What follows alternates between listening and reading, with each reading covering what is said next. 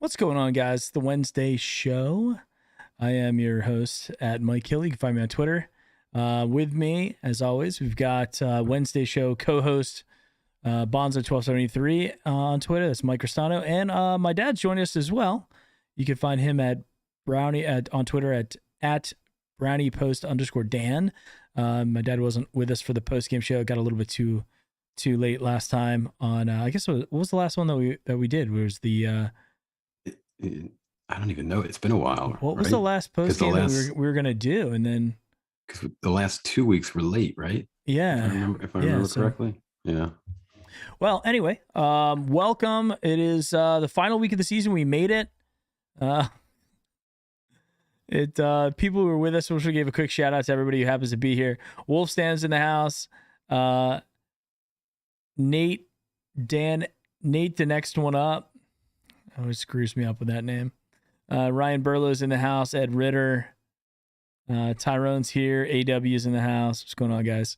Welcome. This is going to be our last Wednesday show of the regular season here in 2020. It's 2021-22, right? But we will continue the Wednesday show on well beyond this into the off season, because we're going to have a lot of fun, entertaining stuff to discuss this off season. That's for dang sure. But first, as we kick off the show, I'll kick it over to my dad, who's got a couple thoughts. Dad, what do you got running around in your mind, coming off of, this last game with the Steelers? It was a meaningless game against the Steelers. I think Stefanski, in my opinion, really wasn't showing a lot of leadership. He should have benched him. Or not bench him, but I just told him, don't play. It doesn't mean anything if we win. If you play bad, you're only going to get crucified. You could get hurt further. So just, if you're going to have surgery, schedule it sooner than later, and you're 1 week into rehab by the time we're facing the Bengals, which is now what's going to happen. And talk about a meaningless game coming up on Sunday.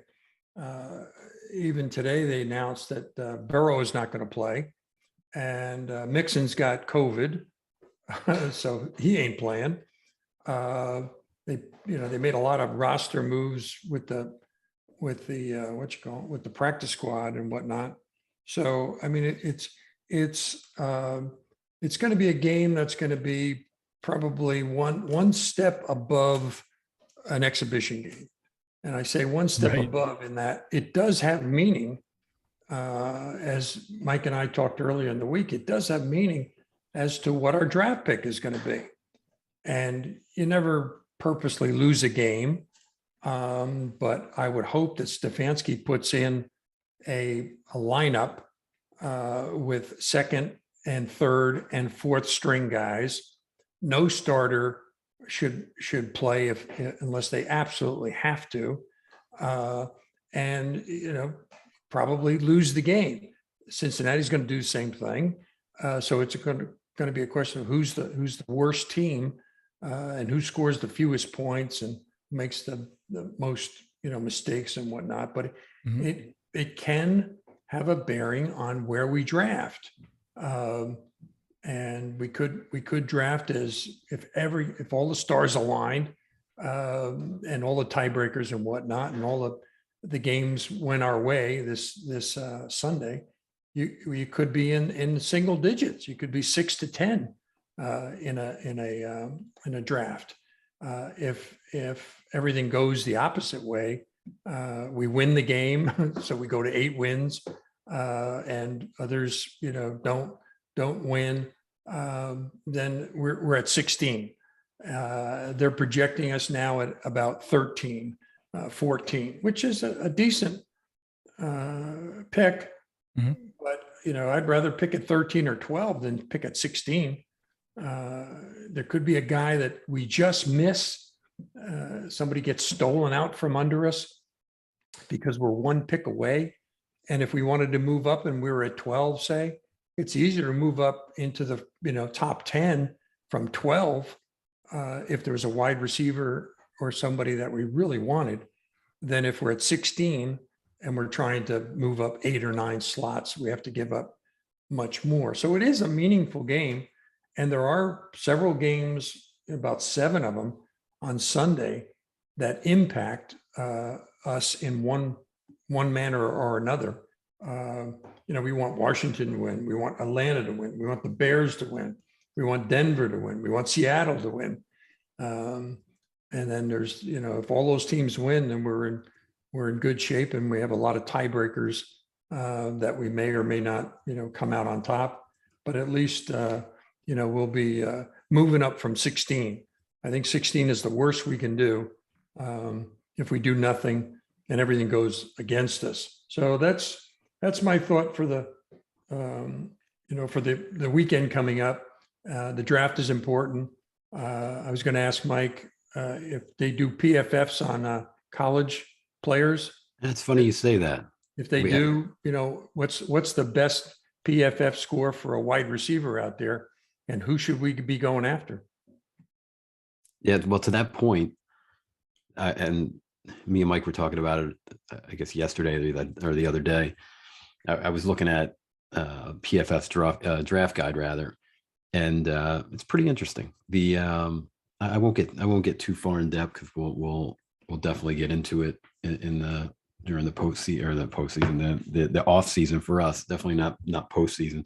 Mm-hmm. But what I found interesting is, and again, as we always talk about, PFF is not the be all end all, but some of the player comps in the PFF draft guide for some of these guys coming out was an eye opener. I'll leave you with one, which was they had Matt Corral, who the kid from Ole Miss, who a lot of draft gurus have as the first quarterback off the board, and their comp to Matt Corral was Rex Grossman. So that gives you an idea of and it just and the comps just get worse and worse. I think they had the kid from Liberty. His comp was Marcus Vick. So yeah, it'll be interesting. We'll see what goes on, but yeah, that'll be fun. I didn't see anybody. I looked at one of the draft, 22 lists, and no quarterbacks were up there at all in the top 10. So I don't think it's going to be a quarterback draft at all. And you could not that we're looking for a quarterback. I think Baker, the school's out on him until he does his rehab and hopefully gets a good projection on his surgery, and then we take 22 as it comes. We use him until he proves that he can't do it. I mean, he did all the things wrong in that Pittsburgh game that we've seen all season long, with having 5 passes blocked at the line of scrimmage, to the point where Watt was taunting him, pointing at him after he knocked one down. He had sacked him a couple of times. They had words on the field. Why that doesn't result in a flag when you point at somebody and talk to them like that? Yeah, black and gold. That was terrible. That was absolutely terrible. And he did a few good things, which gave us hope throughout the game that he was not going to he wasn't going to disgrace himself. He wasn't going to have a really horrible, including throwing in a pick at the last play through over the middle. The guy stepped in front, or it went through the guy's hands, our receiver's hand. The guy picked it off, and so he winds up with 2 interceptions and 2 touchdowns. But he should have never been on the field. Stefanski should have just stepped up and said, "No, it doesn't mean anything for us, win or lose, and therefore you're not going to play." And he didn't do that. He didn't call a good game. He didn't give the rookie on the right side help against Watt at all during the game. And he crushed Baker a couple of times when he got to him. So Baker was lucky he did not hurt himself further in that game by putting his rear end on the field. So, but it is what it is. Yeah, it reminds me this next game coming up, if we win or lose, it will reminds me of the 1995 NFL draft where the Browns had traded. I think they traded down a couple picks, right? They traded down a couple, and they ended up. There was something weird about San Francisco, and then there's a pick with the Falcons. They ended up trading down behind the Steelers. Everybody knew that we needed a tight end in that draft. We wanted a tight end. We knew we were going for it. We wanted the guy Mark Bruner. With the 27th pick, the Steelers took Bruner and called Belichick because they knew that they wanted the tight end. They're like, well, we'll either take him or we'll see if we can fleece the Browns to get something. And what the legend is, Belichick was so upset that they took him and they knew what he was doing that he slammed down the phone and didn't deal with it. Meanwhile, we didn't really have a tight end, and he could have been the missing piece for us. Now, Mark Bruner didn't have a great career as a tight end or anything like that. He wasn't like, a legendary guy, but we ended up selecting Craig Powell from Ohio State that year. And one guy who was drafted 2 picks ahead of another linebacker. So Craig Powell was a linebacker that might have been the best linebacker left on the board. But a guy who was picked by the Buccaneers 2 picks before was Derek Brooks. He was a Hall of Fame linebacker out of Florida State. So we didn't get one pick makes a big difference. Yeah, it seems to be the story. I'm telling you. So it makes a big difference. We don't embarrass ourselves, but use it sort of like an exhibition game. Put your second string, third string guys in there and say, win a job. If you do well, you'll get an invite back. You'll have a spot. And all bets are off at that point. So it's unfortunately that we have to be in that position of wanting to lose the game so we get a better pick. But like I said, I'd rather be at 13 or 12 than at 16. We have a super chat just came in from Tom Smith. Will Stefanski open up the playbook next year and not run 13 personnel constantly, especially in game-winning situations? It's too predictable. We have to assume that this offense is going to evolve next year, and this is my thoughts on it. He's either going to make some step forward in the offense in the creativity standpoint, and really make it better, because when we have, as Tom was pointing out, how predictable it is, when my wife can look at the games. My wife watches 1 football game a week, and that's it. She's probably watched less than 50 football games from start to finish in her entire life, and she knows what we're going to do. Yet you're darn sure that the defensive coordinator, who's a professional guy who's paid to do that, has a pretty clear idea what are the 1 or 2 things that we're going to do. And the 11 guys on the other side of the field who have been watching tape on us for, several games are going to know exactly what we're going to do too. Right. I mean, we used to do that stuff in high school, right? Watch tape on other teams. So that they're doing it. They have whole quality control guys that are paid to do that and say, hey, when they go into this personnel, they're going to run 1 of 4 or 5 plays, and everyone on those defense, if they know what they're doing, they're going to know what those 4 or 5 plays are, and they're going to know what to expect. Right? Yeah, we couldn't run a screen pass. I think they tried between the first half and the second half, maybe 5 times they tried it, and they shut it down every time. Baker was either sacked or he had to throw it in the ground, not even attempt to throw it. Or the one time he did throw one, he threw it at his knees and he dropped it. So nothing, granted, we scored a couple of touchdowns in the second half. The first one, made it a ball game. But they couldn't do anything after that. So, I mean, it was poorly coached. They were not motivated. The guys were just dragging. Miles should have never been out there. He did nothing the entire game. Clowney did a few things. It was just a bad situation. And I just hope we don't embarrass ourselves further. I mean, knowing us, we'll come out and we'll play great and we'll win the game. And we shouldn't, because it's not in our best interest to win the game on Sunday. Hey, you want to know something crazy? I want to know if this is possible. Besides the fact that I'm so aggravated with this team that this is the first time in Brownie post-game history I am not wearing one item of Browns gear today. Yeah. Nothing official. Yeah. That's how Did you fed see up that, I am. Mike? Did you see that one stat that they put up? I was trying to get it so I could take a picture and shoot it to Mike so we could put it up. But when the Browns, they put up a stat over the last 2 years, I think it was more so this year than last year. But when we were trailing by 8 points or less going into the fourth quarter, there were 14 times, and 14 times we could not come back and win the game. And it was one of the worst, stats.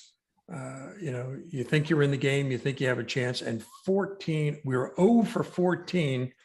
And typically these guys are talking about Ben Roethlisberger, 52 times he let him back in the fourth quarter. And if we had gotten the lead, if we had gotten to 14-13 at one point, he would have had an opportunity to drive down again, and they kick a field goal and they would have beat us, and he would have had another game-winning end for his career. And yet we've 14, and that's glaring as far as that's on Baker. I mean, Baker's got that albatross around his neck, and he's got to get rid of that one. He's got to produce a fourth quarter comeback, under 2 minutes, whatever it is. And he hasn't been able to do it. He's had opportunities. It's interesting, and I'm going to go to this point only because J50 on Twitter, and I don't know who that is in the chat, but he had messaged Mike and I the other day and had some questions for us. And the first one I wrote down, if Baker had gotten the surgery at week 6 and missed the year, how would that compare to what we saw after that when looking at a long-term deal? And so for me, for that, I think that, if he heard it in week 2, you figure if week 3, 4, 5, let's say, he's still out there and he's stinking up the joint. I think at that point, then he would come out and say, yeah, the labrum's fully torn, the bone's broke. I can't do it anymore. It's affecting my game.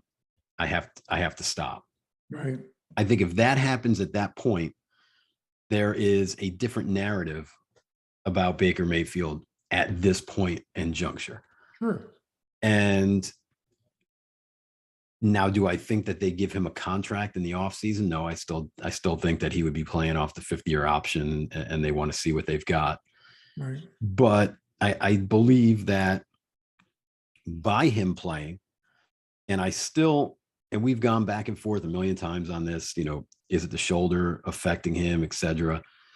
And sure, I mean, I think that from a maybe sailing balls and maybe not being as accurate as he would like to be. And what I mean by that is maybe, last week against, I can't remember who we played last week, but the Green Bay, when he missed Njoku on the outside there, that would have extended that drive. Do I believe that the shoulder could have affected that throw and his accuracy? Yes. But with that being said, I think that as the year progressed, and I tweeted something about this today, as far as I'm aware, there was no brain injury and no eye injury, right? Mm-hmm. So as the year progressed, his ability to not only go through his progressions, but his ability to actually see the field. And I'm not even talking sideline to sideline. I'm not even talking sideline to a hash. We're talking the entire field, guys wide open, 2 in front of him. Right. If you remember, I can't remember exactly which game it was. I was looking at it the other day, but he had, I want to say Felton wide open in front of him, if you remember. And it was the Minnesota game. Now, it didn't bite us because we won that game. But if you remember, it was 3rd and 5 or something like that. And Felton was wide open in front of him, and he didn't even see him and tried to run and got stopped. And again, I mean, we wound up winning the game, but still. So not to get too long-winded, I think that, if he would have just packed it in, then this wouldn't even be a conversation right now. We probably would have made the playoffs, as weird and crazy as that sounds, because I can't believe that Case Keenum wouldn't have found guys that were schemed wide open. Sure, yeah. I mean, he's a decent quarterback. Even Mullins, I mean, could have done well with short dink passes. Nothing too outrageous. Just hit the open man, that type of thing, and move the chains. We just didn't do a very good job. I don't know what our stats on third down were, or what Baker's were, but they were not very good. Choosing the wrong person to throw to, force it in. I mean, that led to all those interceptions. I mean, he could have cut them in half had he just made better decisions about where to throw the ball. Yeah. And and you guys would probably agree. I mean, yesterday, the one or Monday, I don't even remember what day it is, and I should, because it's the greatest day of the week for us. But the throw to, and I can't remember who he was throwing it to. It was on the sideline the other night, and Njoku was wide open in front of him. And I mean, he's looking. They're both running a route in the same vicinity. Njoku's is just obviously more of a shallow route, right? And he's looking right at both of them. Right. He's got to see him. But then again, does he see him? So I think that yeah, I mean, it just, by him playing, it opened up a huge can of worms, and the genie's out of the bottle. And I don't know, I'll be honest with you, and I know this goes back and forth, and I thought that he was going to be the quarterback next year. I got to tell you, I'm not so sure at this point, because when I say the genie's out of the bottle, I mean, you can only blame the injury so much. And I've heard, and I've gotten wind that the players on this team and their representation, if we decide that we're going to run it back, it might have an adverse effect, especially if they don't bring somebody in of quality to compete with them. But yeah, so the long answer that we gave you there is, yeah, I think it would have benefited him had he not played. And I really believe, and you paid Case Keenum $6 million to be the backup, right? And we see week in and week out just atrocious quarterback play, right? I mean, in the past 5 weeks, I mean, we can't even say that we saw something, that was half good, because we haven't. I mean, it's been atrocious. So if you're telling me that Case Keenum couldn't get on the field, a healthy Case Keenum, and do better than what we've seen up until this point, why did you waste $6 million on him? Right.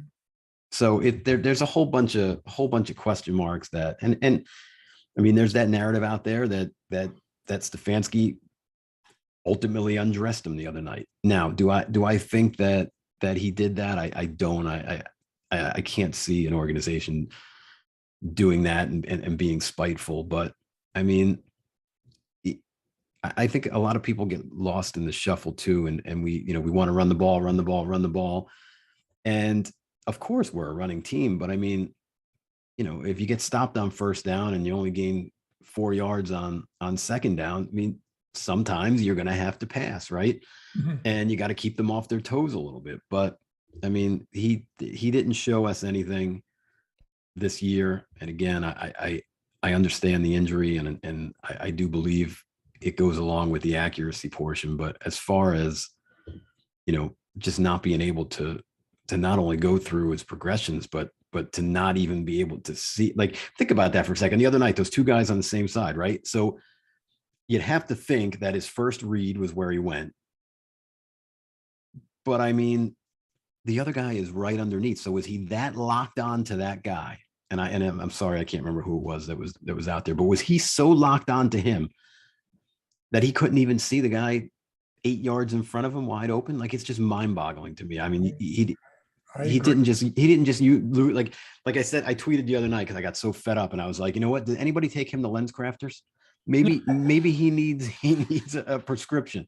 but I don't know. And I hate to rag on the guy, and I'm not, that's not what I'm trying to I do. can't But imagine sitting there in the film room on Monday, Right. going over the game, and they're playing that play over and over and over again, and somebody has to turn to Baker and say, "What were you looking at? I mean, why did you have to try to force it to a guy on the sidelines, a longer throw who's covered? I mean, the guy was covered too. I mean, he wasn't wide open. yeah, I mean, a perfect pass, yeah, and a perfect catch, great. But why not increase your percentage tenfold by throwing it 10 yards shorter to a wide open guy who can get you the same first down that you were looking for with the other pass? And Baker's just got to sit there, put his head down and say, yeah, I don't know what I was looking at. I don't know why I didn't see him. But those are the things that, including the getting the ball batted down. Mhm. When a guy can stand there, there was nobody even blocking Watt at the time. He was 5 yards off the line of scrimmage, and he just waited for Baker to make the move to the outside, which he did. Baker draws his arm back in a very deliberate manner, and Watt jumps up and times it perfectly and knocks it down and then taunts him. I mean, it just, when you're that predictable and you're that one-dimensional. like, did he see him? Yeah, right. I mean, he obviously had to throw it higher. There wasn't that much confusion in front of him. He was clearly looking at the receiver, which, give him credit for that. And I think the guy was open. It would have been a nice play, but it almost counts like a sack when you do that type of thing. That's 5 potential plays that could have resulted in a first down. We were throwing the ball. We were throwing it probably for more than 5 yards, maybe 10. And every time we failed because he got it knocked down. That's, I wouldn't want to be in that film room, with him having to try to answer those questions, because there's no excuse. There's no answer for that other than he just was not on his game, and he couldn't figure it out. Yeah. We had a super chat that came in from Max Nikolenko. I believe the front office simply gave Baker what he wanted, and that's play a passing game. It backfired for Baker, but showed Cleveland what they have. Here's what I think. I think that, and Max, I think you made a good point there. And also, thank you for the super chat. Also, thank you again to Tom Smith for his super chat earlier. I think this is what it was. I mean, Baker's a first round draft pick. This is his 4th year. Like, I think they first pick. The first pick, right? We have a guy that at this point, like, we have to make a decision on if he's going to be our guy or if he's not. And with 2 games left in the season, he decides he wants to go out there again with the shoulder in a meaningless game. There was no sense for him to go out there to do that. None. Right. So he I think he played average. I think he played as good as he could play. Yeah. And that's the honest truth. He did as good as he could.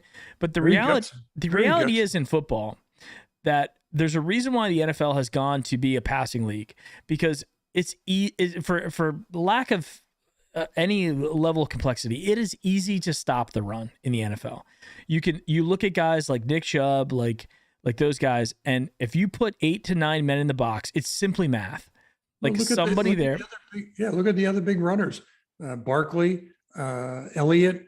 The only one that really was doing well, there's 2 of them. Taylor was doing really well this year, and also Henry from Tennessee. But all the other ones are very stoppable. And Chubb was proved to be stoppable too. Mm-hmm. If you put 8 men in the box and you don't have a passing game that's going to force them to move back a little bit.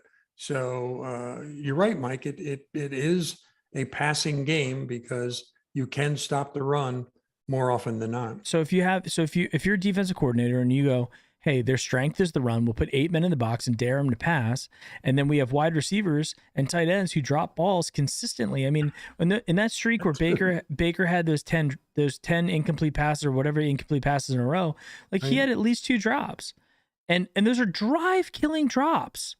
right? Because it's like a Stupid penalties drop that killed and drives. stupid penalties. And yet he gets all the blame for the mistakes of players around him. And those mistakes of the player, you never see those players.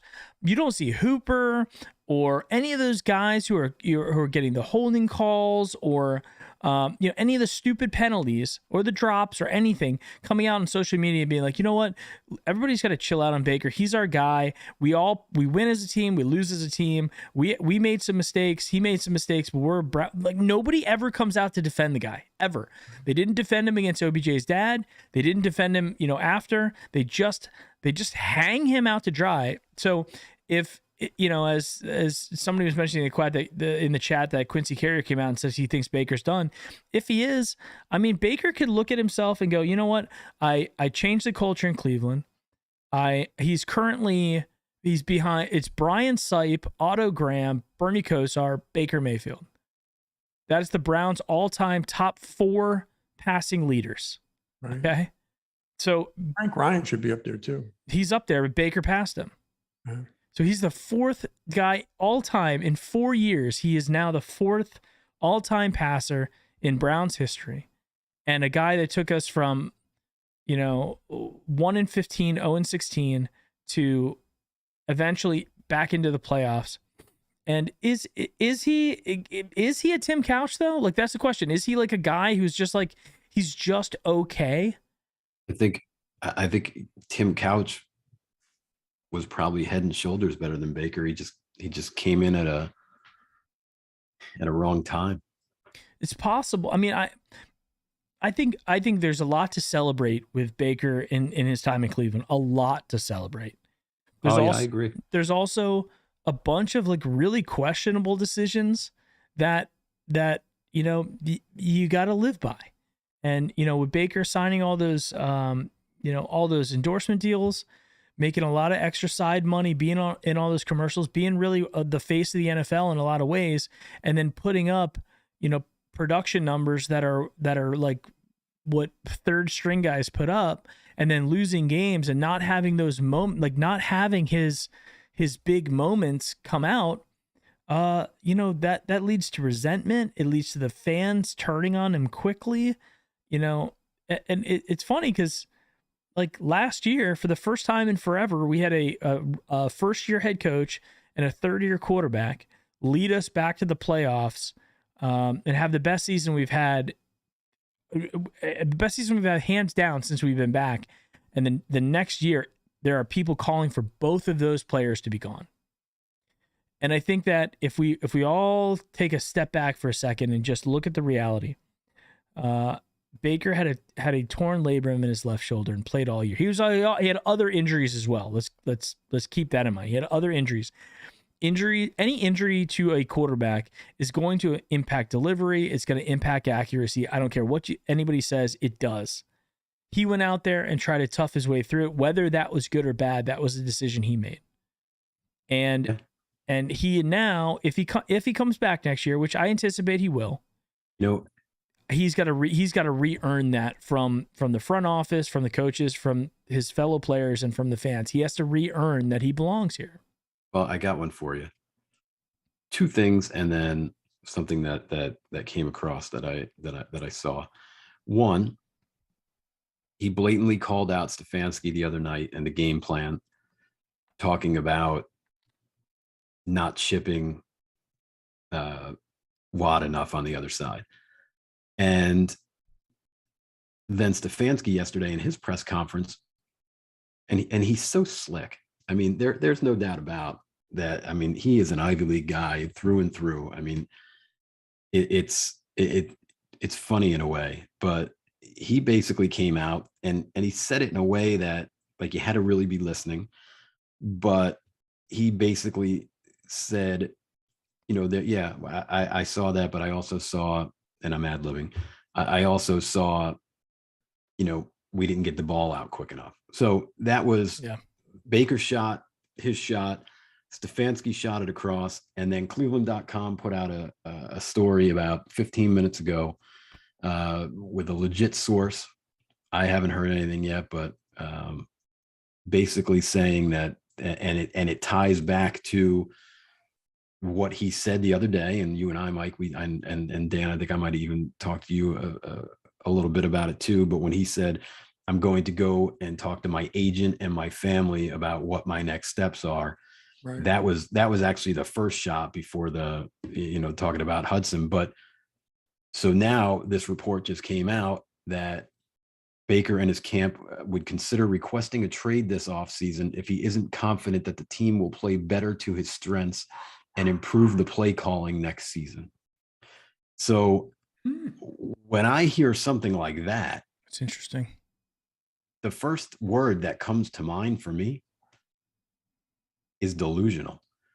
Because if this guy thought that,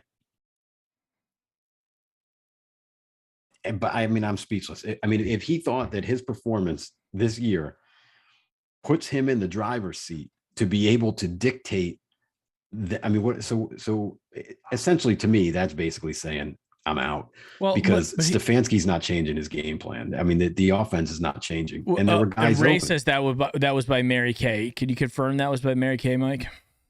Yes, it was okay. Mary Kay. And you know about about me and her relationship. So you guys got to take it with a grain. You got to take it with a grain of salt. Then I mean, like that could be her completely making it up, or talking to a janitor in Berea and going, oh well, it's somebody in the front office, credible. They might have heard something. I would tell you if he doesn't want to be here, he clearly should move on. Well, I could tell you too that I have heard through a couple people that I talked to that are in the know that definitely. That's been something that's been out there. We might even talked about it last week on the Wednesday show, but that is something. I think you brought it up last week. Yeah, that he is looking, and I don't know how actively, but it's a thought. They've talked about it. So where there's smoke, there's fire. And I mean, I don't doubt that there's a possibility, and that's where I look at it. Like she's not completely. It's not like she's saying like Tom Brady's gonna request a trade. Right. It's low hanging fruit at this point to sit there and publish what she believes could be possibly being discussed.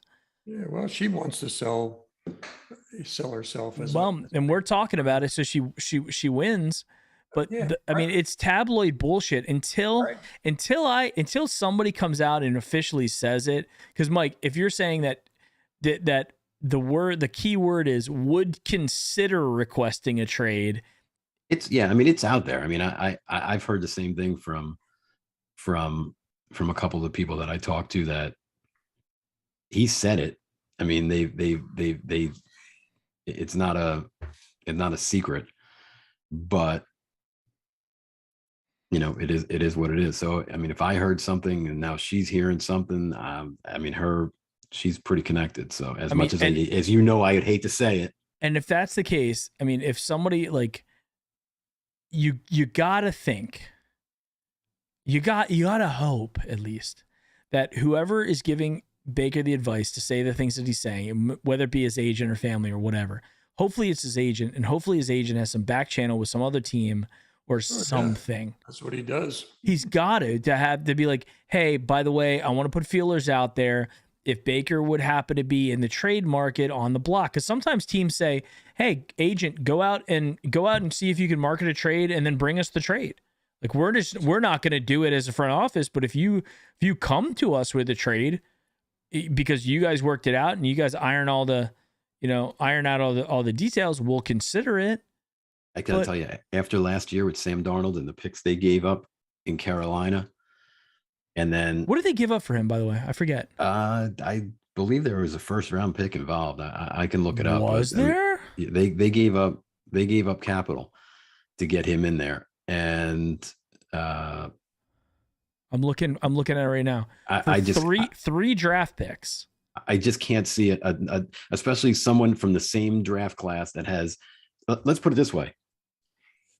You remember what was Sam Darnold's famous knock, if you will? Do you remember? What he was seeing ghosts? He was seeing ghosts. Now, if anybody was ever seeing as many ghosts as Sam Darnold was when he saw ghosts, it would have been Monday night against the Pittsburgh Steelers. So I don't know. Against a very mediocre Pittsburgh Steelers team too. Yeah. And let me throw this out there real quick. And I think I saved it when I was looking it up. And if I didn't, Pee Wee okay, is great. Says I just came here to say Browns must move on from Baker. So here you go. Just came here for that. Thank you, Pee Wee. Let me ask you a question. I'm going to read off a few things, right? And when I get done, you guys tell me if it sounds accurate or not. All right. Is this the draft? So yes. So and this was scary. Mike sent me this earlier, and I literally sat there and I was like, damn. Yeah. So damn. Here were, and this isn't something that I pulled off of, some, backwoods website. I mean, this is from NFL.com. So going into the draft, here are, or were, that could go either way, right? Baker's weaknesses. So I'll read them off and then we'll talk about them. Okay. Falls short of size marks for traditional early round quarterback. Check. Short with drop down release makes him more susceptible to batted passes. Check. Benefited from spread scheme that created huge passing windows to throw to. I mean, any quarterback would, but yes, yeah. Check. I mean, Mahomes did too. But we'll see increased importance on post snap reads. Yes, check. And we haven't seen it. Can be thrown off rhythm by delayed blitz packages and disguised coverages. Yes. Check. Here's a big one. Footwork is erratic. Still is. Check. Creeps up in the pocket towards pressure. Lately, he's been creeping everywhere that the pressure's coming. Yeah, I don't know if he creeps up. That's almost, yeah, that's he's creeping around. It's almost like he just kind of just tucks it in and yeah, does one of these things. Ball placement wanes when he tries to gun it. Deep balls hang on him. I don't know about that one. Can't afford any delay and deep release to beat safety over the top. Needs to eliminate his back foot throws. It's year 4, and that's all he does. And yeah, he really opens up that left foot. That left foot and that hip comes open, and he just sails it. Yeah, and it's as opposed to stepping in and putting, weight in like on top of that ball. And here 2 more, and these ones ring as true as the footwork. Ready? I'll rattle them off, and you guys go. Desire to make plays will lead to unnecessary sacks. Four ball pumps the other night, spot on. And last but not least, and this is like a microcosm of the season and the Houston game. And also the other night, and I know you guys saw it, and I think I said it to you, Mike, he runs for a first down, and instead of just stepping out of bounds, he's so freaking hard-headed and cocky that he puts his head down and runs into the safety when he should have just stepped out of bounds. But with that being said, has to prove he can rein in and control on-field edge and cockiness. I mean, though. Tom, all right, hold on. Before we move on, before I answer it, before we react to that. Oh boy, I see it. Tom Smith comes through with another super chat. Do you believe that? What are you doing, Tom? Jared Goff would have brought us to the playoffs this year. He has 3,007 yards, 17 touchdowns, 8 interceptions, and missed 3 games this year. This is all he had to do is get you riled up. I'll tell you guys. I'm just gonna put something. I'm gonna put some stuff out there. Jared Goff took a team to the Super Bowl. Number 1. Hold on. Let me write this down. Jared Goff took a team to the Super Bowl with an excellent running back. We have 2 of them. He has the size, and yeah, he's not the best thing in the world, but I mean, you look at it, and he was handed basically the worst possible situation you could hand a quarterback, right? But I don't know. I mean, I don't think Jared Goff's the answer. I'll tell you what, Mike. You know what? Just to appease you, okay, right, and just to play along. And again, I mean, the comps on these quarterbacks coming out are they're bad. They're bad. The Marcus Vick comparison, the Marcus Vick, that is downright insulting. But let's say, one of them rises head and shoulders and actually turns out to be more of a, Josh Allen type, right? That you're drafting a stud. And I mean, it doesn't matter what we think because the front office is paid to do what they do and they're going to do what they do. And we just sit here and take it like Jimmy in Goodfellas when Tommy got whacked, he had to take it. And that's what we're going to be doing. But if they found a guy that they fell in love with and didn't want him to start initially, but wanted a guy to come in and play well enough to get you to the playoffs. I mean, the guy that, and you're going to get all excited about it, but he took a team to a Super Bowl. But I think that is a scenario where I could see your BFF coming to Cleveland. Let's not go that far. But I will tell you this. I think I don't know. I don't think the Lions are ready to move quite off of Goff yet. I mean, they don't have to. No, I don't think so. Yeah, there's not a stud number one, type. You got a lot for. Yeah, they got an arm and a leg for him. Actually, a couple things really quick. Going back to that Darnold thing, they got the Panthers gave up a 6th round pick in the 2021 draft, a 2nd rounder, and a 4th rounder in 2022 in this draft. Yeah, I knew it was high. A 2nd round and I think it's a high rounder? 2nd round, right? It's a high 2nd round pick. I mean, they're the Panthers, so it is a high 2nd round pick. It's almost like a late 1st round pick. Yep. It's going to be like pick like 37. Yeah. Okay. Yeah. So they made out like banshees. Now but you got to look at it and go, Darnold didn't have an injury. He was also on a much worse team. And you got to look at it and go, do they believe that Baker has the same amount of upside? It would be downright insulting to Baker if he demands a trade and then they find a trade and the Texans are like, we'll give you a 6th for the number 1 overall pick when the market has been set by Sam Darnold that is 3 picks and they'll offer like a 6th. That's basically nothing. It's like, you want to get rid of him, we'll take him, but we're not giving you any more than, a bag of sticks.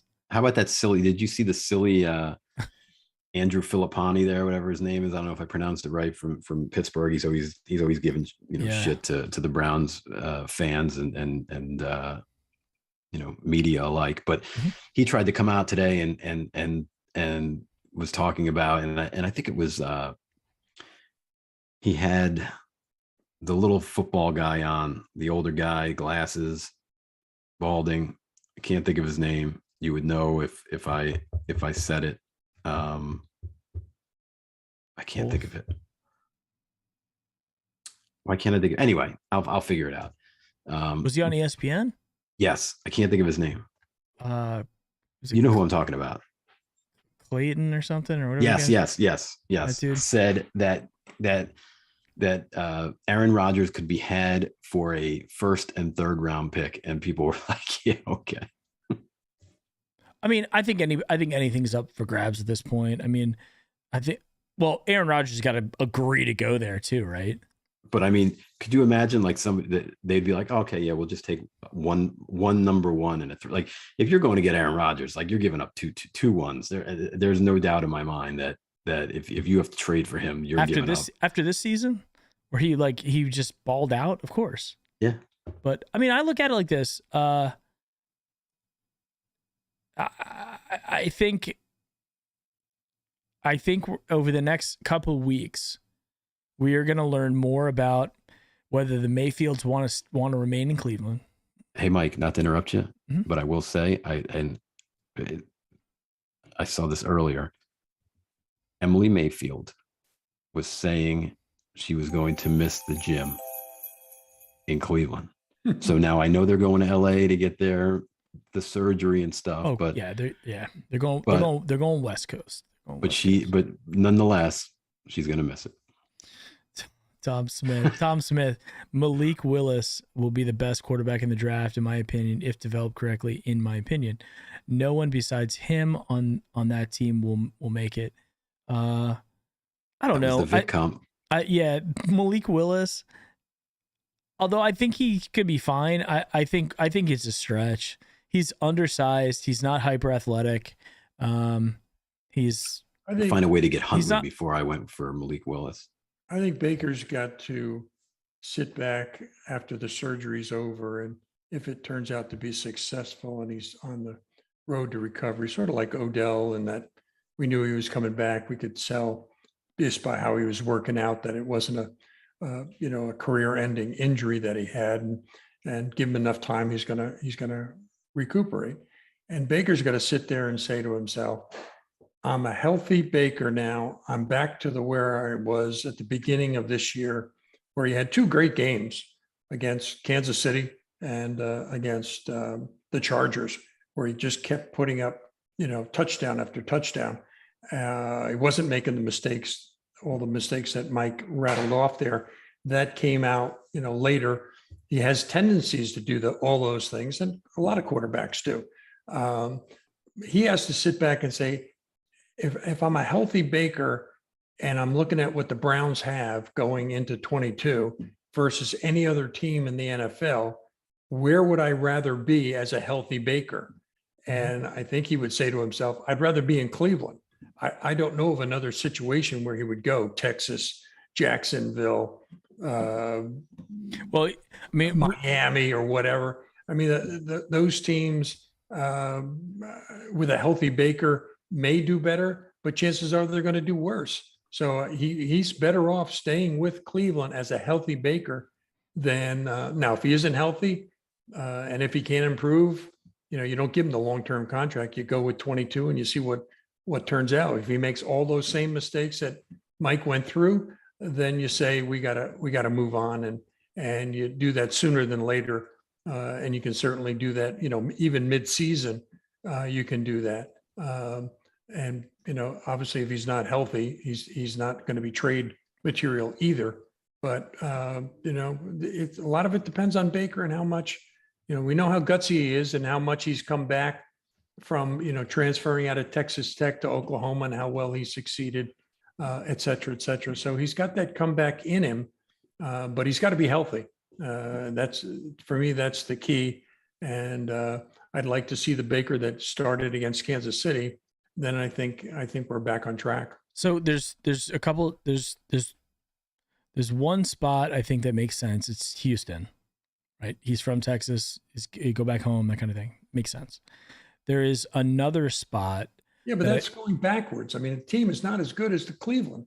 So, I mean, he would go there at, what is it, last resort to get a big contract? I think he's cocky enough too that if they tell him, oh, we're going to throw the ball, it's going to get back to old Baker days, I think he would be there in a second. They're desperate. They're going from Deshaun Watson, and they have to get rid of him. He's doing nothing for them. He's dead weight. So they got to get rid of Deshaun Watson, and they've got Davis Mills, Tyrod. I mean, they don't have a solution there, and they can go, look, we're gonna get Baker probably on a discount coming off of the season he came off of plus the injury, and he goes home. That's one possible spot. I will give you another spot that's intriguing, very intriguing, because there's a lot of question marks there as well. New Orleans. You got Sean Payton there, who completely transformed Drew Brees from a below Baker Mayfield statistical player when he was on the Chargers with a throwing shoulder injury before he came to New Orleans. And he turned him into a Hall of Famer and won a ring. And he's a quarterback. He's a quarterback, Sean Payton. So you look at that, and plus Drew Brees has had good things to say about Baker, and it would be a nice guy to kind of hand the mantle off to a year removed from Drew Brees. Here's what's interesting. Saying it's possible. It's easy to look at the stats and look at the stature and the arm and the accuracy and put those two together. Right. And weirdly enough, and I don't even know how I stumbled across this the other day, but I was, when you're like just online and you're going down rabbit holes. Well, so I I stumbled across the Drew Brees story, right? But I stumbled across the part of the Drew Brees story that was the redemption part, if you will, for lack of a better word of explaining it. Okay. And listening to that, he even said that the shoulder injury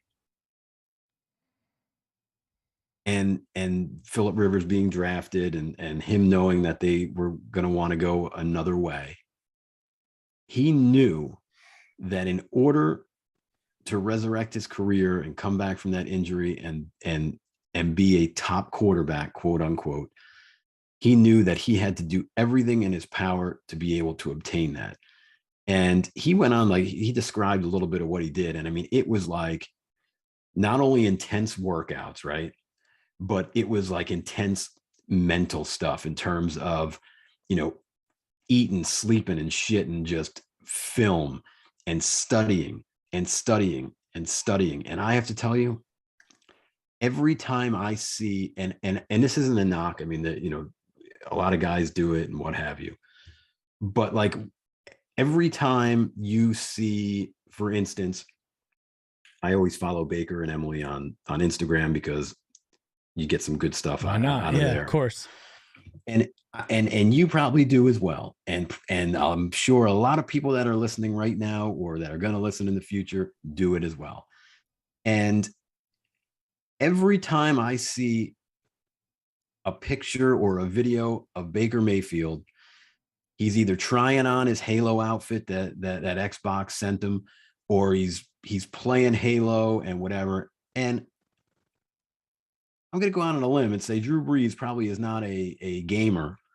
And when he says he eats, slept, and shit football, there is no doubt in my mind that we're talking about Tom Brady level, right? I mean, for all intent and purpose, I mean, obviously Tom Brady's the greatest quarterback to ever play, but I mean, Drew Brees had like 2 or 3 records that now Tom Brady just broke. But I mean, you're talking like the creme de la creme. So yeah. I don't think that Baker has the wherewithal and the mental fortitude, if you will, to take on that kind of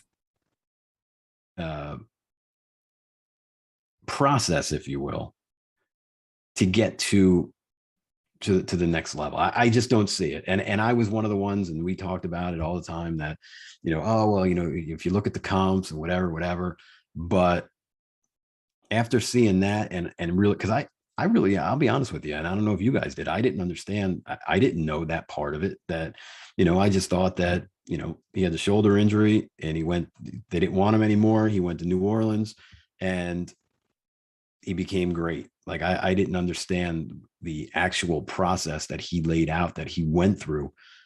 Like, quite honestly, like I said, I just don't see, I don't see Baker Mayfield doing that. I think you're not wrong. You're not, because I see the same stuff. Yeah. Right. And I look at, I look at that situation with Drew Brees when he went to New Orleans, and there is something to be said about the coach, because Sean Payton got his guy. He wanted Drew Brees, right? He wanted a guy that he could speak the language to, and he was just as dedicated as he was to winning.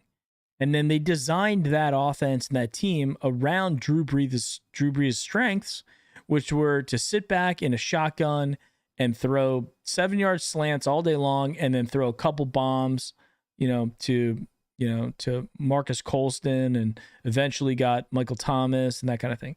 So, but they designed that around his strengths truly, and then gave him, great running backs along the way too, right? With Ingram and Reggie Bush, and then Kamara. They gave him the offense that he needed. And when they won the Super Bowl, their defense was also excellent that year.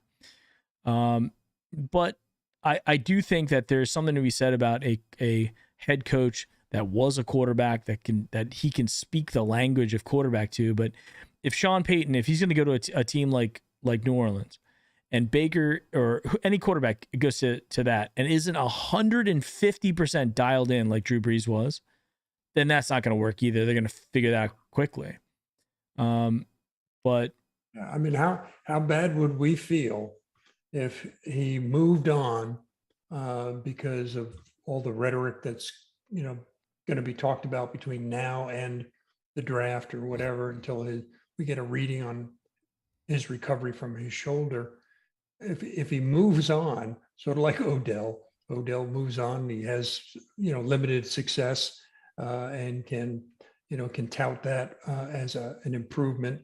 And Baker leads somebody to the playoffs and does what he couldn't accomplish, with the Browns. How bad are we going to feel, especially if we go back to searching for a quarterback and going through, person after person and wasting all the talent that we have built up to this point.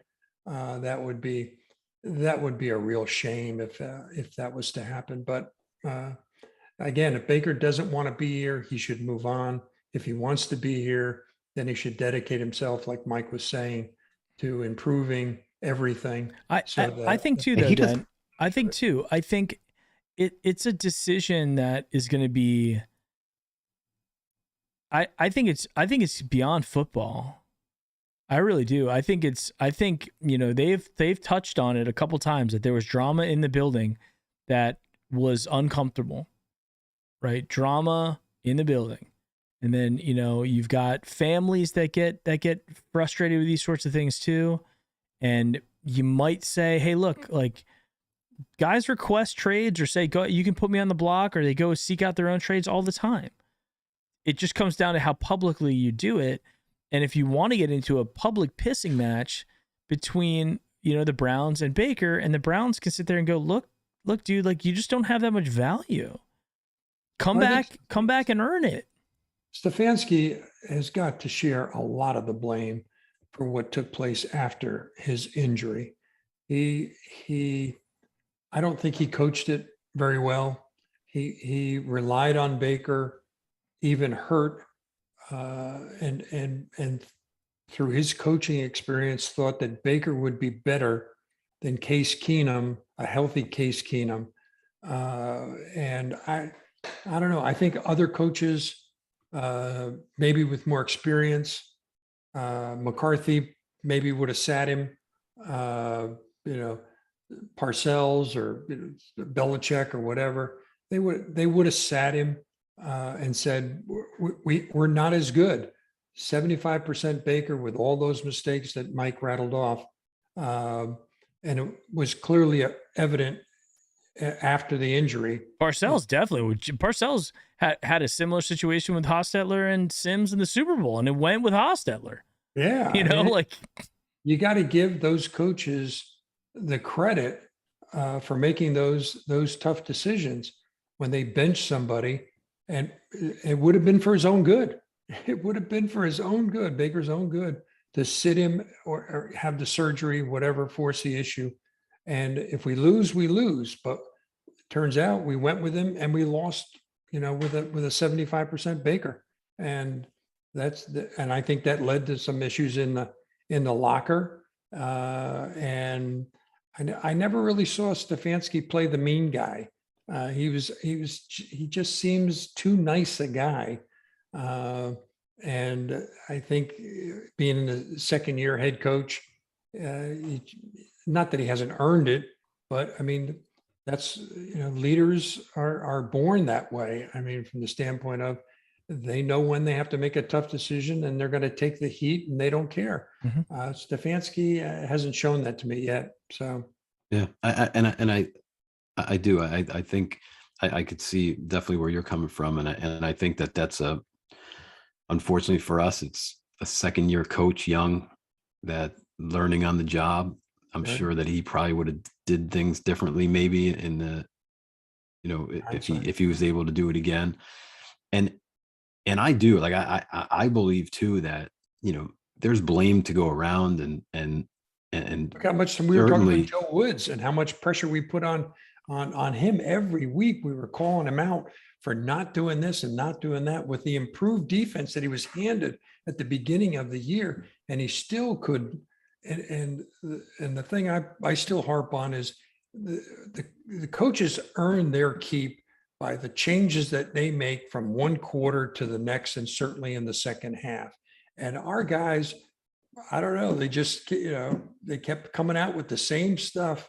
They didn't change. They didn't, throw out the game plan and go with a blitz, approach on defense, or do this or do that. They just went with the same old, and they kept getting burned. And we were screaming at Joe Woods, so he's got a lot. Where is the defensive line coach? We have Callahan is the best offensive line coach in the league. He gets all these accolades and everything. We've got a great offensive line, and yet we keep making the same mistakes on defense, the defensive line, in terms of jumping off sides, in terms of not protecting the edge, and not utilizing Miles other than rushing the quarterback. And same with Clowney.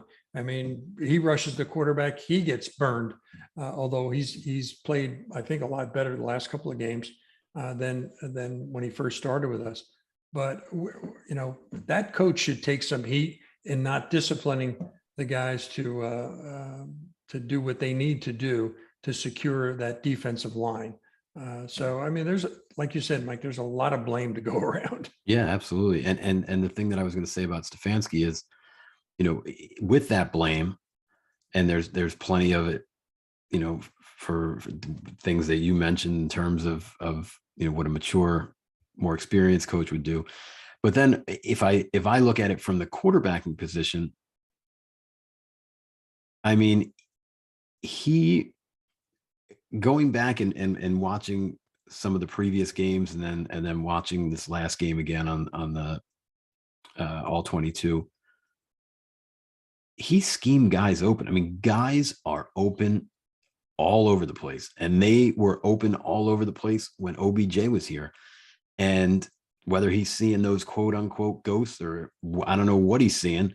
We joked earlier that we don't even know if he saw TJ Watt jump up and block those 3 or 4 passes or whatever it was. So I think it was, it's a double-edged sword, to your point. I mean, the guys are open and he just can't hit them. So then, instead of marching him back out there over and over and over again, to your point, somebody else might have said, yeah, no, Case Keenum, go in there, earn your keep, and let's see if things look a little bit different, finding the open guy. Because Case Keenum never had an issue finding people, right? Yep. It's just he didn't have the, the elite arm skills, and the physical skill, and the tools. So, so I mean, right there, I mean, you could see, if he would have did something different there, because the film doesn't lie, and guys were open. But yeah, I mean, it's just a shame. And I was thinking about this before we came on, and I was in my closet grabbing a hat because I was avoiding all my Browns gear. And this hat that I'm wearing happened to be behind my Browns 2020 playoff hat.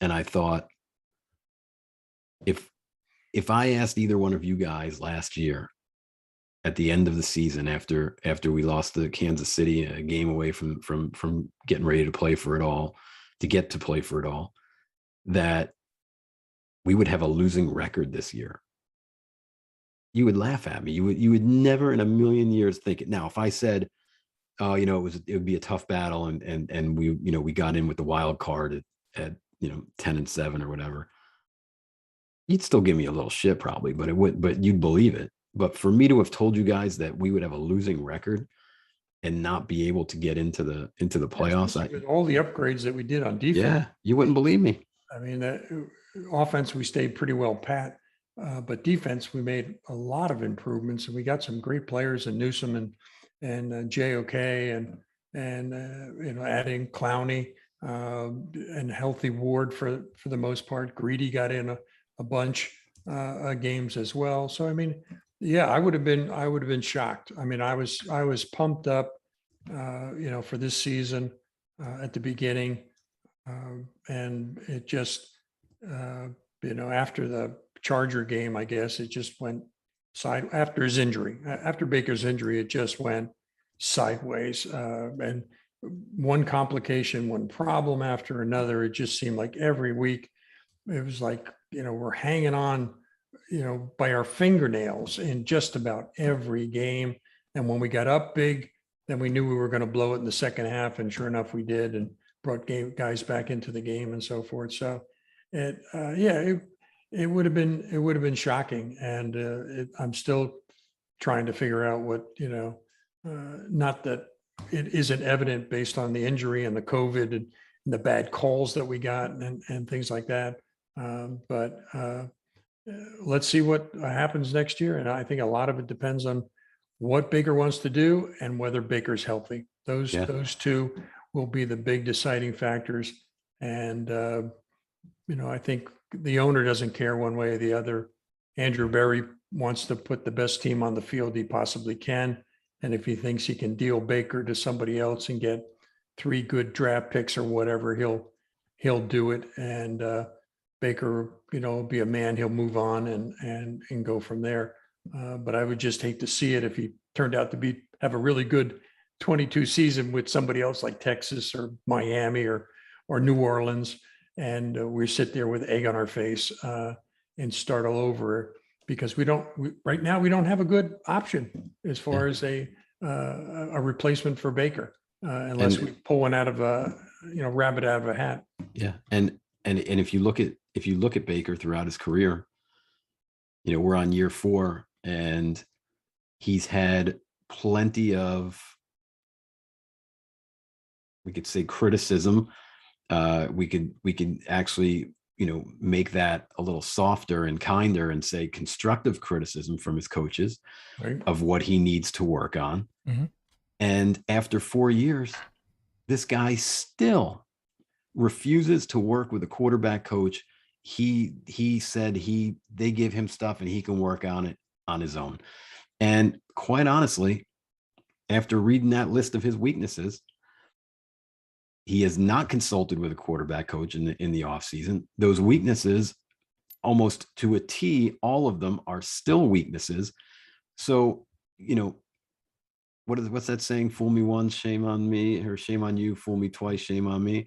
So to think, if I sit here and critically think that all of a sudden this year that Baker is going to decide to, put down the controller and go with a quarterback coach and just immerse himself into being a good quarterback, right? I can't even say great. There's nothing that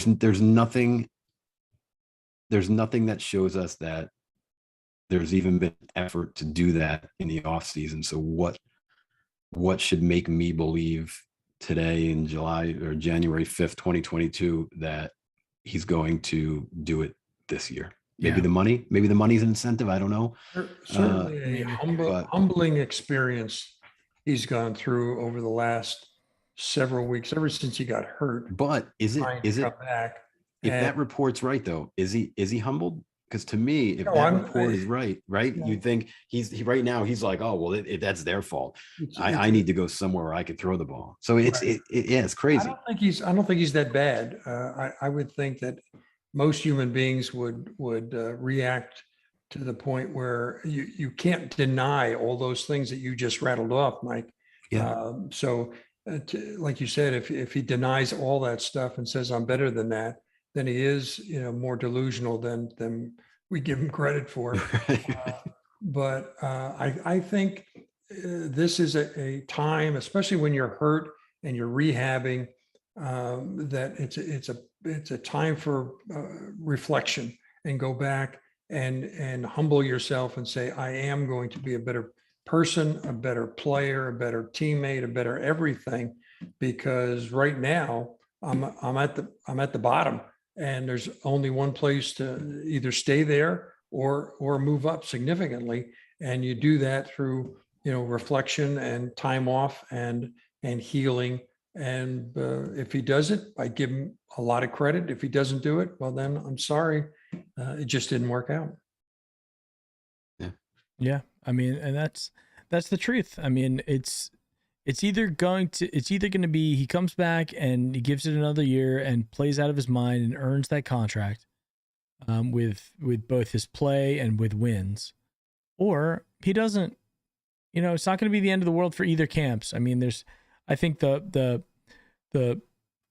vocal people on Twitter and the people that are out there that are, really agitated or sending death threats or whatever the heck is going on now. All that goes away when you win games. All that goes away when you when you have a game like Joe Burrow's been having. Sure. Right? It all goes away. But you have to go out there and do it. You have to go out there and prove it. And unfortunately now, the expectation is a lot higher that we expect to make the playoffs. We expect to take this talent and go to the next level. And if we can't do that, the blame's going to be placed on somebody. And unfortunately, that's going to be the quarterback and the head coach. Those are the two things. They're going to get the praise and they're going to get the criticism. And who knows? I mean, I don't think the ship has sailed yet. I think that we're going to see what happens in this offseason. Right. And I don't think that there's going to be somebody who comes up and is a trade suitor. I'd just be surprised if that happened. I think Baker Mayfield can absolutely play in this league. And I think he can be good. And I think that the injury played a toll on him. The drama in the locker room and the mental stuff that he had to go through this year with the drama and then with the injury, and still being the competitor that he is, wanting to win, wanting to be out there and doing all this stuff. I think that was very, very difficult. And it would be sad if he left. And Dad, to your point, if he left and went somewhere and had a great rest of his career like Drew Brees did, we'd be sitting there like going, well, we deserve that because we're the team with the jersey, hanging in the mannequin on the wall. Right. So we finally get a winner. And we let him slip out of our fingers. We let him go because he was injured one season. 10 more names to the bottom of the list, of quarterbacks coming in. But we also can't we can't live in the past. We can't go back and change those quarterbacks who played for the Browns in the past. We have to look at the situation and say, do we, both from a personality standpoint, like a personal standpoint and a playing standpoint, do we have the best option currently with number 6, or do we draft a kid and run with Case Keenum next year and let the kid learn? Or do we draft a kid and see if he can earn the job? Or do we bring in somebody else? I mean, there's options out there. Andrew Berry's he's not going to be like, nope, I'm not doing anything. If that was the case, he would have given Baker the money already. Yeah. So, and I mean, yeah, I agree with you. And after what we saw this year, right? If we brought in your BFF, or if we brought in, I'm just gonna get a Goff jersey now, like a Detroit Goff jersey. I'm gonna buy that for you. Or if they find a way to get like Derek Carr in or something like that, and obviously Carr is a little bit, in my opinion, a little bit higher up talent wise than Jared Goff, or they found a way to reunite Stefanski and Cousins. This team makes the playoffs. So I don't, if we run this thing back again next year, and even with the healthy shoulder, we're still getting the misreads and staring guys down. And now what? Now we lost a year. Now Chubb is what, 27, 28. Miles is older. Clowney's probably gone. We haven't JOK and Newsome now are looking for their next deal. Like, you know what I mean? And obviously, we still have issues at wide receiver. We don't have a wide receiver that can be a number 1. Yeah, and that's really what really crushes you, and I'm sure it's going to keep Barry up at night. Is all he needed to see. And again, I mean, he could bring him back. We don't know. But all he needed to see was like a guy that was injured, playing through, but still doing the right things to keep you competitive and making the right reads and whatever. So at least he could say, you know what? The kid was injured. He did the best that he could. nothing suffered in terms of the mental aspects of the game. He was going through his reads, and he was and for the most part, he was throwing to the right guy, and he looked off, the coverage, etc. I'm confident in that. I can now go ahead and take pick 12, or, and I think, Dan, you said the worst we could do is 16, and go get a Burks or an Olave or a Wilson or a Williams from Alabama. But now it's like, here we go again. We're in position to go out and get our Jamar Chase. But the only problem is we thought that Baker was our Joe Burrow, and now all of a sudden he's given us more than a shadow of a doubt. I mean, it's like a skyscraper of a shadow looming over it. So it just, I'd hate to be Andrew Berry, I have to tell you, this offseason, because, he might have to make a decision that ultimately could either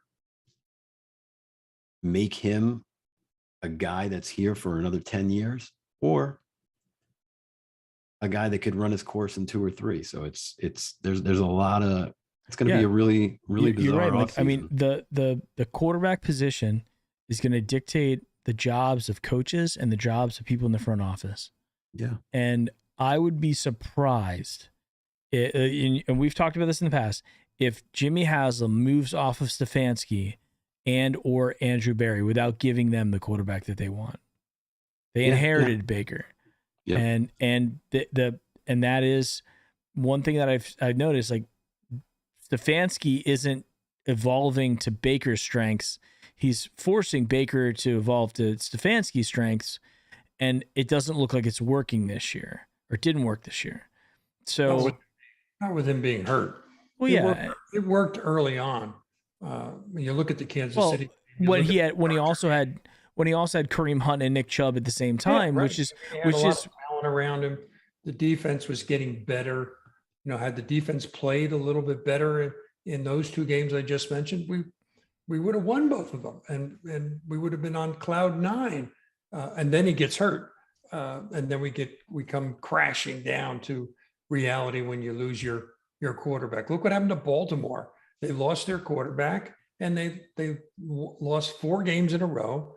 A couple of stupid calls by the head coach, but they were in almost all of them. Very close games, and they were able to get through some of the quarterback, but it was a tremendous loss for Baltimore to lose Jackson because of what he could do on the field with that offense and whatnot. So same thing with Mahomes. If Mahomes goes down, or Green Bay, if what's his name goes down and gets hurt, the Packers become very ordinary overnight. So, and what's funny, talking about, you brought up Lamar, and you can actually go like, so we could let's throw Lamar out there and Mahomes, right? You take those 2 guys, right? And Lamar is obviously more of a tuck and go than Mahomes, but Mahomes does it often as well.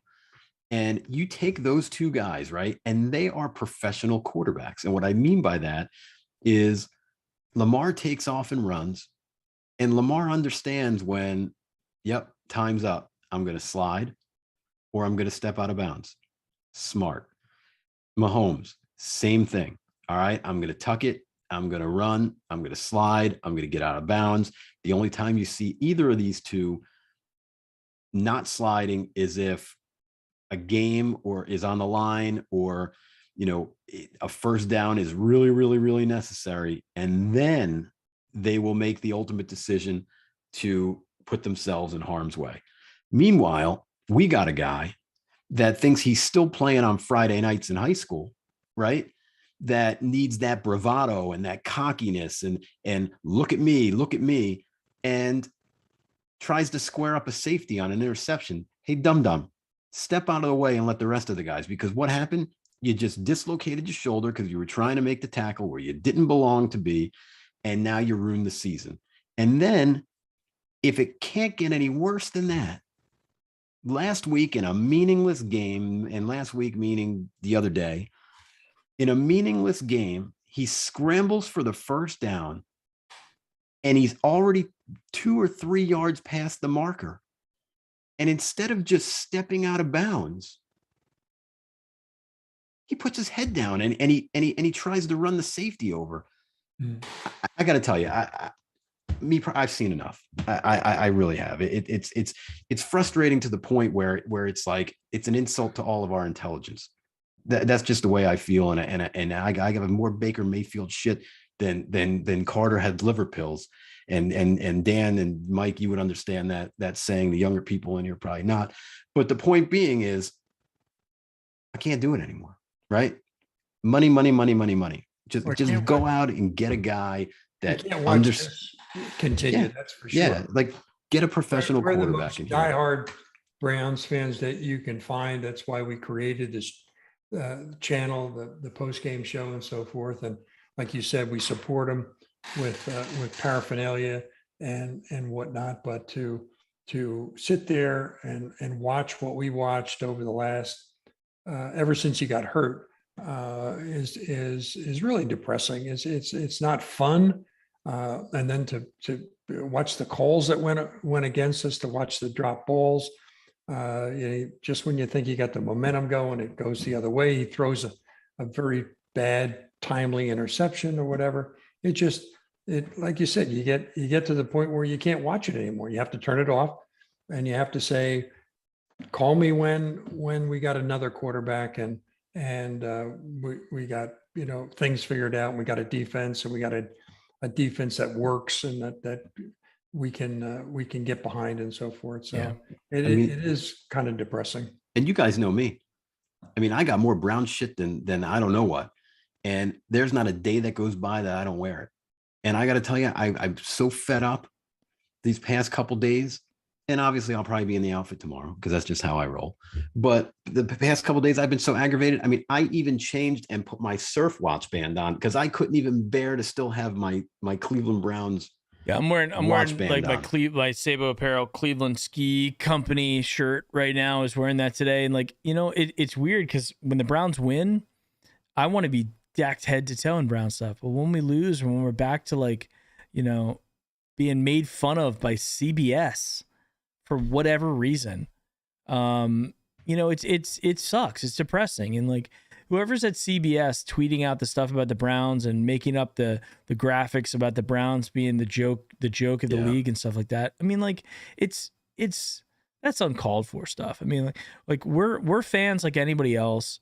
And yeah, our team hasn't won and hasn't been consistent to win and hasn't always made the right decisions and stuff like that. But a team, a media organization that has partnerships with the NFL is going to sit there and just shit on an entire fan base like that. What gives them the right to do that? Screw you, CBS. I honestly, that's to the point, if they were a store, I wouldn't shop there. It's that level of stuff. It's I get it. They're trying to be funny, and then they get a big reaction because Brown's Twitter is probably the strongest Twitter team out there. I would say Brown's Twitter is number one on Twitter. I mean, I can't even give away my tickets. I'm 15 rows off the field. I can't even give them away. Nobody wants them. Yeah, I mean, it's like you just. I'm glad. I mean, I knew it was a long shot to go to this one, but at this point, there is some serenity. There's some peace in knowing, absolutely. Let's just let it go and look for next season. We still have some nice pieces, and it's not like the old Browns. It's not like the mediocre 6-10 or 5-11 Browns. Or it's just we can't get better. We had a tough season, but we got a lot of good things behind us, and in terms of infrastructure, you might say. Mm-hmm. We made some good inroads, especially on defense. Andrew Berry, a great pickup, hopefully a evaluator of talent as opposed to the way we used to do it in the past, where we wasted draft pick after draft pick after draft pick on the hopes of a Gilbert working out or this guy working out. I mean, it just that we won't make those types of mistakes again with Stefanski and Andrew Berry. So, and an owner that's behind the team and so forth. So we won't, I don't think we'll go backwards. I just don't know how successful we're going to be in finding someone to play quarterback better than Baker in the short period of time that we got to figure this out between now, the draft, beginning of the season, Baker getting healthy. I don't see that person out there. There could be a diamond in the rough. You could get him, a Mac Jones, but it took a while for him to develop up in New England, and then he went on a hot streak, and he's still pretty good. Mac I still Jones. think Mac New Jones England is good. is in good shape. They're a team to be reckoned with the defense and Mac Jones playing well. So it's going to be tough. It's going to be a very interesting off season. We're going to be in the headlines every time Baker, crosses the street. It's going to be headlines. What's going on? This, that, and the other thing. So it's going to be interesting. It won't be the same old Browns. That's the good part. Yeah. Tom Smith comes in with a super chat. The Bengals still haven't won a playoff game in over 22 years. The Lions won more as of recent years, and the Bears, etc. CBS is a joke. All good points. All good points, Tom. Thank you. And it's funny you brought up Mac Jones, because really, how many times did we hear, in the past, I don't know, year and a half, 2 years, by people, personalities on TV, etc., fans on Twitter, Facebook, whatever, all we need is a game manager. We just need Baker to be a game manager. And what I find interesting is someone like Baker Mayfield, the mental aspect of him and the way he's built, he's got too much bravado, right? We talk about that. He is a slinger, and when he was a rookie, he was slinging it in the right places, and then he's just broken. And game manager is the last thing he can be. But then, to your point, Dan, you take a guy like Mac Jones, who Bill liked, and I guess saw in a kid that didn't have the elite talent, but is solid enough and good enough to be a game manager and to make the right decisions. And look what he's done as a rookie in New England, right? I mean, he has managed that offense well. If you look at his stats, he's had one game where he just, went Joe Burrow and lit it up. Right. Other than that, he's done exactly what he's asked to do, and he manages the game. And the New England Patriots are a top 5 team in the league now. Mm-hmm. And so, to your point, Mike, there might be a Mac Jones out there, right? That Andrew Berry and Stefanski feel comfortable with, that as a rookie, they feel that, okay, he's got upside and he's got enough to, to develop and not lose us games. Yep. And we saw Mac Jones as that, that blueprint, and who knows? But I mean, how much of Mac Jones can you credit to Josh McDaniels too? And that's the other thing too, as well. Yeah. Putting him in position to make plays. So yeah, I mean that, and just coaching him in general. I mean, my dad and I were talking about this earlier, of McCarthy as well. McCarthy last season looked terrible. McCarthy this season looks fantastic when you give him a full year to knock off the rust, and also guys that aren't. I think it's Dallas's offensive coordinator. Looks like he's in high school. Yeah, he's a young guy. A young guy. I don't think he shaves. There's a hair on his face, and McCarthy is giving him carte blanche. I mean, he calls all the plays, just like a seasoned veteran. I don't know what his total background is. I was just struck. Is that Kellen Moore, right? I think is their offensive coordinator. Yeah, I mean, he's like he's only like a year out of the league. Yeah, and Look at as a matter of McCarthy gave him fact, all that authority, all I- that responsibility, and Stefanski can't give up the play calling. yeah, and you know what? And to your Manage point, the Dan, game. I believe I could be I could be off, but I'm almost certain that after last year, Jerry Jones upped his salary to make sure that he wouldn't leave anytime soon. And he didn't have a very good year. I mean, we were laughing at him saying, God, good thing we didn't get our choice, because look what he did. He didn't do anything in Dallas other Yeah. than he rebuilt the defense and he rebuilt the offensive line. And thank God, Prescott came back from his horrible injury. He's had some up and downs here over the last couple of weeks, but still, I mean, they're 11-5. capable. They're Yeah, 11-5 right now, and they're running. They're definitely one of the top teams in their conference, Right. and that's that. But anyway, guys, we're getting close to 9 o'clock. Yep. So we're gonna wrap it up. Thank you everybody for being here. Chubba Hub.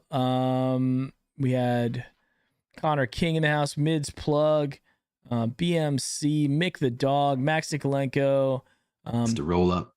Mr. Roll Up was here. Ray, Tom Smith with coming through with the supers all day. Tyrone was here, guys. Ryan Burlow's in the house. Pee Wee's been in the chat. Yeah, Wolfsand's here. The whole gang's here. Beastiff. Everybody, thank you Yeah. guys so much for hanging out with us tonight. And we've got one more this weekend. And then that'll be it for 2021, the 2021 NFL season, and onto the off-season stuff. Yeah, off-season Wednesday show is going to be fun. Off-season Wednesday shows. All right, Dad, thanks for joining us tonight. Mike, thank you as always. And thanks, Mike and Mike. Take care. Yes. We will see you guys on Sunday, probably around 11:30ish. Go Browns. Go Bengals. Go Bengals. Beat us. Go Browns, Bengals.